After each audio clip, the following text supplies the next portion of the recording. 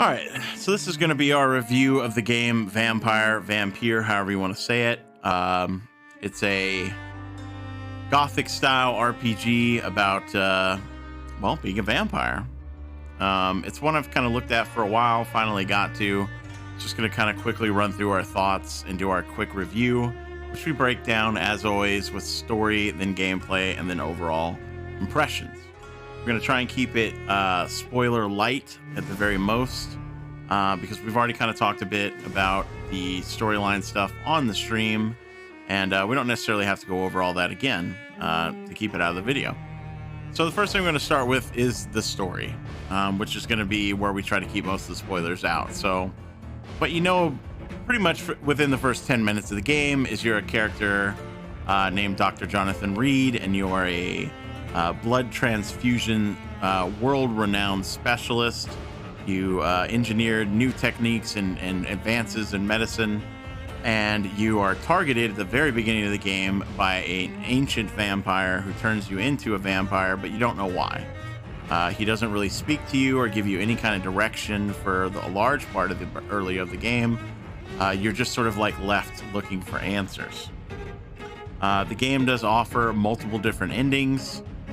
So if you're curious about how to achieve those endings, I would suggest looking those up and deciding how you might want to tackle it, because it's not immediately apparent how you get those endings. We personally did not get the best ending, even though I feel pretty happy with all the decisions that we made. And I don't really think I would have played it any differently, even knowing that I wasn't going to necessarily get the best ending. So I'm pretty happy with the decisions I made. Overall, what I would say about the story is that it's interesting enough to like keep you going, at least for me, who was interested in learning about all the different people in the world. And they have sort of this interesting mechanic where as you meet NPCs in the game, you get to unlock hints about their past and figure out their sort of story and different events that they're involved in. And you unlock that from talking to people that are connected to them, by completing quests that they give you, and also by finding notebooks and items around the game that pertain to those characters. It's an interesting way to sort of encourage exploration and, you know, trying to find everything, but sometimes it can be a little convoluted. You know, sometimes you won't know where a particular clue is, and then you'll find it like hours and hours and hours later in some random place that you just picked up, like a notebook, and you're like, oh, so this kind of is where that hint was that I was looking for forever ago. So it's not the most well done thing, but like it is there. It does operate. The characters, some of the NPCs anyway, are somewhat interesting and reveal some sort of interesting things about themselves. Although a lot of them are kind of predictably sort of straightforward in a lot of ways. Not a ton of like surprises, you know, in what you find out about them. Like they kind of reveal themselves in a lot of ways up front of what they're about and generally what you can expect. But there's a couple of good ones in there. There's a couple of standouts. So I think overall, like, it's worth engaging with as far as the mechanics of the game go. And it's also what determines how much XP you get if you decide you're going to feed on them. So they encourage you both through gameplay mechanic and just sort of a carrot on a stick to encourage you to explore and check out these backgrounds. So they have sort of a twofold system of encouragement here with the engaging with this particular system. The story overall, though, my biggest problem with the story, like I say, without getting into spoilers, is that I feel like they didn't reveal a lot of pertinent information until very late in the game. Spend a lot of time in the game not really knowing what you're looking for, not really knowing what you're going for, not really grasping what your goal is going to be exactly.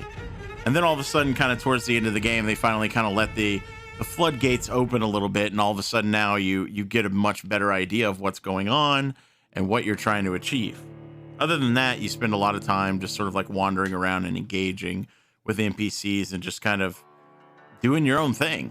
And this is where we get back to the issue with the how to achieve like certain endings scenario, because since you have so little guidance for such a long period of the game, you make decisions that you don't even know the impact that they were going to have, because they didn't really give you an idea of what you were looking to achieve. Now, you could argue whether or not like that's a good system or not, but this is just sort of a, you know, disclaimer on how that's going to work. So you might want to check that out if that's going to be like a big problem for you. So like overall, I would probably say the story is the strongest part of the game, even though it has its flaws. So it's probably like I would say like maybe like I would probably say like maybe like a 7 for me on the story.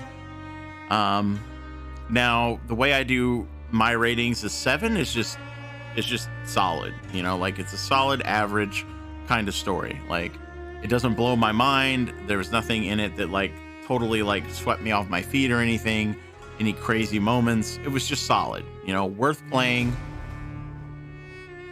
you know, but not like exceptional. So it's about a 7 for me. Solid. I think it's worth playing for the story, especially if you like vampires as a thing. I think what they did with vampires in this one was a different but still like good take on the concept. I would be curious to see what they would do if they did with a sequel, because they kind of leave a lot of breadcrumbs that suggest they, you know, they wanted to be open for a sequel, and they hint at bigger things. Like they hint at a bigger universe and a deeper lore and more interesting things out there, but they don't really fully dive into it in this game. You know, like they kind of just leave little hints out there. They hint at like other types of vampires. They hint at other types of supernatural species. They hint at the involvement of, you know, gods and higher forms of supernatural beings that are sort of out there in the shadows. Like they leave a lot of hints and a lot of suggestions, but they don't really kind of fully go into it. So we'll see. You know, and this game came out a while ago. There's been no hint of a sequel. I don't know if they'll ever get the chance, you know, to delve deeper into it, because the thing that really kind of, I think, kept a lot of people from enjoying this game and playing it more if they picked it up is the next thing, which is the gameplay section. And in particular, the combat. The combat in the game is rough. I've played quite a few games that have really, really bad combat. I would not say that this game is the worst of really bad combat games that I've played.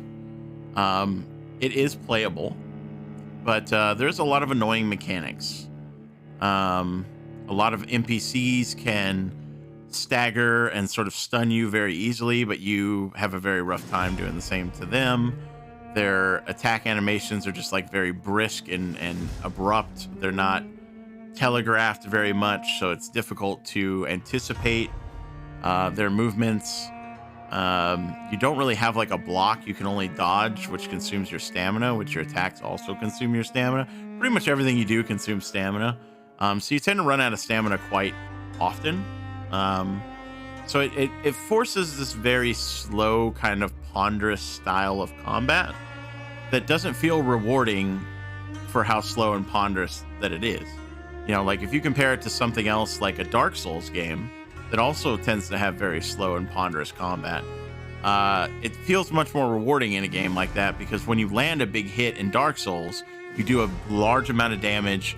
You tend to stagger unless it's a boss, and you know, it feels rewarding when you land those hits. Your damage in this game is not very high. Like you're not landing big hits for how slow they sort of for how slow they push you to engage with combat. You do have some powers and such things like that that can do like pretty decent damage, but you will have to upgrade them significantly before they do that damage. And the world constantly scales up every chapter around you as well. So you always kind of feel like you're coming into a chapter a bit behind and a bit underpowered, and then you have to sort of like pump yourself up again to try to like meet that, you know, sort of like medium point where you feel like you're on par again. But you never really do consistently good damage. You just kind of do decent damage. So for all these mechanics they put in to try to slow down your pace of combat, I feel like it should have been like more deadly, you know, or something. Like enemies should have been less bullet sponges and should have been killed more quickly if that's the type of combat they were going to try to force on you. Because what basically happens is every time you move in on an enemy and you start landing a couple of hits, they almost immediately do an interrupt of some kind. It's different for every type of mob, but they do like basically an interrupt that stops your combo chain and gives them like the free opportunity to hit you back. And generally they hit even harder than you do. So you're constantly having to be prepared when they're going to whip these interrupts out to quickly dodge away and try to come back in and engage again. So it doesn't allow you to have like a good rhythm of combat most of the time. So like the combat definitely is like rough. Like you gotta fight your way through the combat and sort of deal with it. And that sucks because there's a lot of combat in this game. They force a lot of combat down your throat, not just bosses and big set piece battles, but constant battling through the streets, especially as you get deeper and deeper into the game and the events of the city sort of begin to crumble around you. You're going to end up having to fight more and more enemies and more difficult enemies with more and more annoying attack patterns and the amount of damage that they do. And it never really feels good to engage with it. So that's going to be the biggest hurdle that you have if you decide to check this game out. Like you're going to have to go into it knowing the combat is rough. So in that sense, I think like the combat's like a 6, you know, for me. Like it's below average at that point. Like it's not the worst I've ever played, but you know, definitely not the best. And it gets to be one of those types of games where, at least for me, as I get down to the end of the game, I'm kind of over it. You know, like I'm ready to just be done because the combat is not fun to engage with anymore. Like I've lost my patience. I'm ready to beat the game and move on because I've now sort of forced myself through the combat as much as I possibly can. Now I just want to see the ending and kind of be done with it. This has happened with a couple of games in the past. Darksiders 3 is one of my favorite ones to pull out where the combat was just not fun and I just wanted to be done with the game because it just wasn't fun. This game I don't think was quite as bad as that like level of like just disdain I had for the game by the end of it, but it was grinding on me for sure. And I even had people in my chat commenting on it that like just looking at this combat made it look not fun and kind of tedious. So if people even looking at it are like, I don't think this looks enjoyable, just imagine how it plays, you know? So that brings us down to the overall being probably like somewhere between a 6.5 and a 7. I think the story is worth playing it for if you're into this kind of stuff, but at the same time, it's nothing mind-blowing. Like you're not necessarily going to feel like you missed something by not playing it. But if you like this kind of setting, you know, industrialized London, if you like vampires, if you like kind of a dark gothic story, you like to spend a lot of time wandering the streets in the dark, you know, you want to let your inner emo fully flow forth. There is things to enjoy here. The combat is going to be the biggest problem. I highly recommend not playing it on hard. I'm a guy that usually likes to play every game on hard and on the highest difficulty, and I was advised not to by people who had played it before. And I gotta say, I'm glad that I did not, because I probably would have hit that point of extreme frustration much quicker had I played it on hard. So I would not recommend playing it on hard. I don't think it's worth it to play it that way. I think it would just drag you into the muck of the worst part of the game even harder and make the enjoyment factor of the part that is somewhat enjoyable, the storyline, even harder to enjoy. So don't recommend playing it on hard. Just keep it on the normal difficulty and probably only pick it up and decide to play it if you're into these kind of themes. Otherwise, I think it's a skippable title for most people if you're not into that kind of stuff. So story's like a 7, combat's like a 6. Overall, the game's like somewhere between like a 6.5 and a 7. Distinctly sort of average and solid if you're into those kind of themes. Otherwise, probably safe to skip it.